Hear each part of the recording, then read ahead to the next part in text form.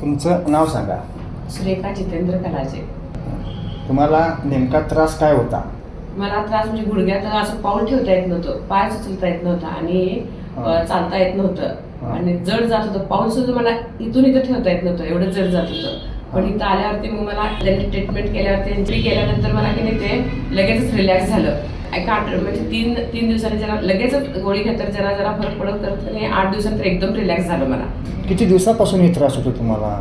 मला हे तरी 5-6 महिने झाले सुरू असतं. 5-6 महिने होते. मग 5-6 महिन्यात तुम्ही दाखवलं असाल ना इकडे तिकडे दाखवलं, पण एवढा काही फरक पडला नाही मला. पडला इथं आल्यावर मला छानच फरक पडला. आता एकदम रिलॅक्स आहे. मला वाटतं मी शाळेला जाते की नाही, चालायला येते की नाही. म्हणजे तुम्ही व्यवसायानं शिक्षिका आहे? हा, शिक्षिका आहे. शिक्षिका असल्यामुळे तुम्हाला काळजी पडली की आता मी काय शिकवणार आणि मुलाला पुढे उभारणार कसं मी?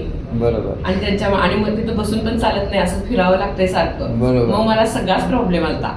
आता करायचं काय? हां. आणि ट्युशन पण माझे असतात, ट्युशन मध्ये पण मला हँडल करायला लागणार. आता औषधे बंद करून एक 2-3 दिवस तुम्ही औषधं बंद केली? 3 दिवस झाले. 3 दिवस औषधं बंद आहे? बंद आहे. पण त्रास काय नाही? काय अगदी ओके झाला? ओकेच आहे. एकदम रिलॅक्स वाटतंय.